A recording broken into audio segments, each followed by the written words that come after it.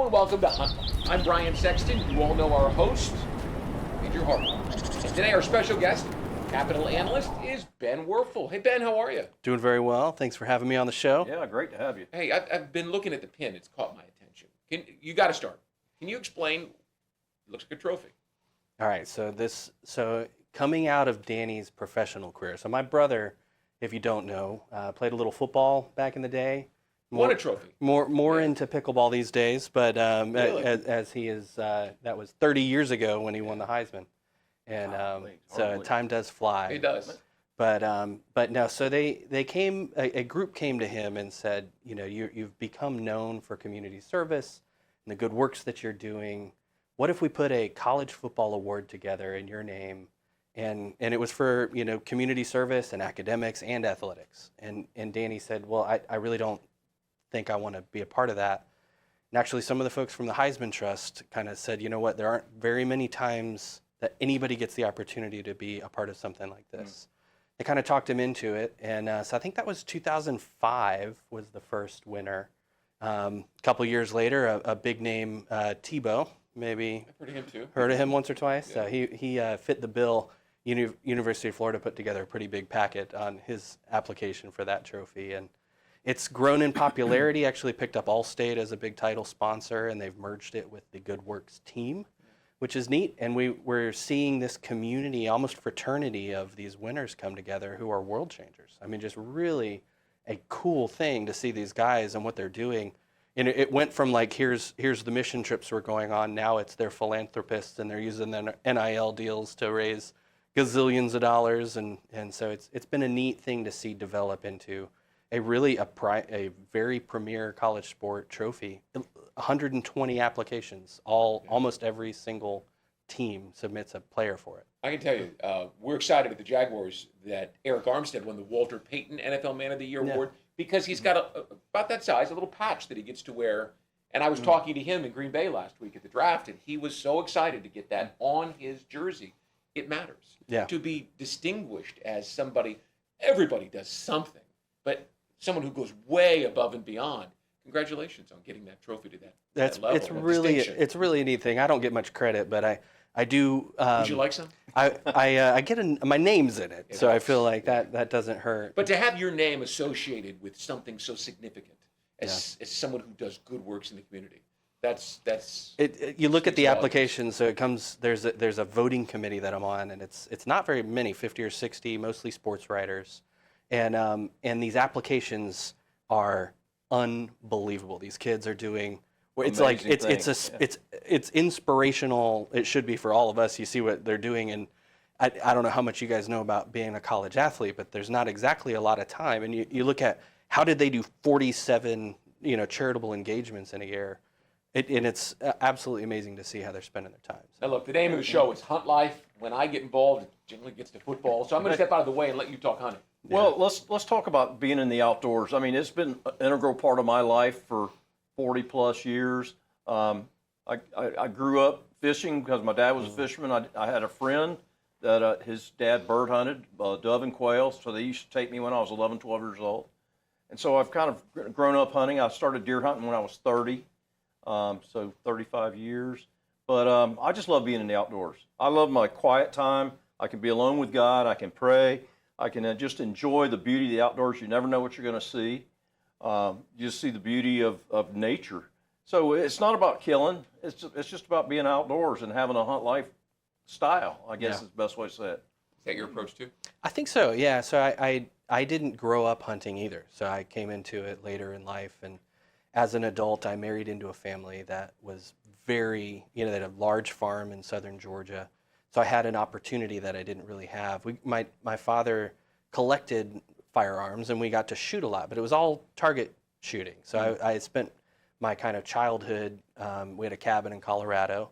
I've now put a hunting blind on that property out there, so hopefully we'll get a chance to use it a little different. But we would just shoot 22s and plink and, every target we could come up with had a hole. Pretty much anything that was trash ended up with a hole in it at some point growing up. And that was kind of my first introduction to what later kind of became hunting. And he considers himself a hunter. He's a spear fisherman. My father's 80 years old.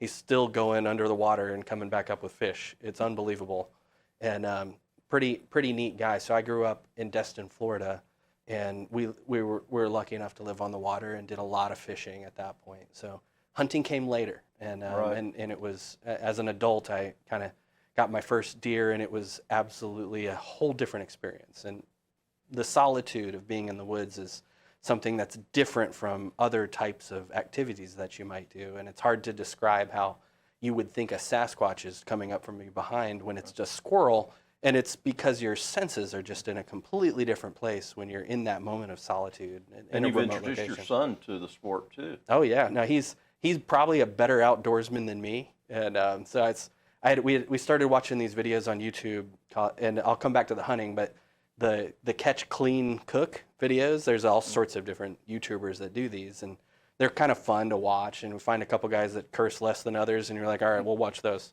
And so we're watching all these videos, and so I go out of town, I'm in meetings in Washington, D.C., and I start getting pictures, and my son has this really neat skiff. It's this brand BOTE boat, and it's like a giant paddleboard with an outboard motor on it. And I get a picture of him on the boat with his sister. I'm like, all right, he's guiding his little sister. They're out there, looks safe. They got vests on. Then I get a picture of a cooler full of trout. I'm like, okay, all right, that's cool. And the week before, I had taught him how to fillet a fish. So he's 11 years old. And watching him hold a fillet knife, I bought a 10-pack of knife gloves because I was like, he's about to cut a finger off. So I get a picture of him on the boat. I get a picture of him holding, all these fish and a cooler full of fish, and then I get a picture of him filleting. I see the fillet, and then later he turns on our Blackstone and cooks them all. And so it was like, I'm out of town, and my 11-year-old is like, catch, clean, cook all by himself. Doesn't even need to fish, right? And he'll make you dinner. Unbelievable. Exactly. The funny thing on hunting, though, is he got his first deer at 8 years old, and shooting a deer is not easy. But getting an 8-year-old to shoot a deer is very difficult. So I had him every possible advantage. He was a tripod-mounted gun. So, I mean, it was a very high-end firearm that he could, at 100 yards, every single shot was in a 2-inch group. I'm like, that is reasonable. All right, we can shoot inside 100 yards. And so he got his first one then, and we tanned the hide. We did our own European mount. His wall now has 3 European mount deer heads on it that we did all together as a father-son duo. But yeah, he's 5 years in a row. So you've learned taxidermy as well. If you could maybe call it that by taxidermy, it's get rid of anything that's not just bone. Okay. And so I don't know about taxidermy, but pretty impressive. Yeah. It's something that's like one of those didn't grow up with this, but this is such a unique experience that get to give my son. So I'm excited to do it with him, and he's the perfect temperament. I took my nephew, who's a great kid, by the way, in case he's watching.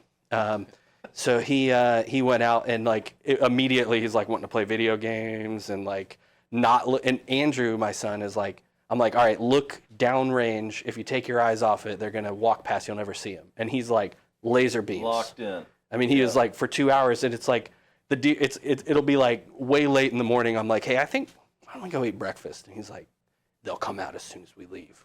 He's got that kind of intensity. He's a swimmer over at Bulls, and just he is that kid that you work hard and you get results when you work hard, and so he's uniquely fit for the attention for deer hunting and loves it, and just he's got a couple little buddies, and they all think they're going to be guides when they grow up, and so that's awesome. We'll see if that's the case or not, but super fun. Yeah, so he's now 5 years in a row. We've got a deer every year, and this last one we had to work pretty hard for it. So we go for Thanksgiving up to the farm, and my goal was to get a deer quick so we could get a little duck hunting in. And there's that had some ducks spotted on one of the ponds, and I bought got all these decoys. I got a decoy case. I got all the new calls. I'm practicing calls.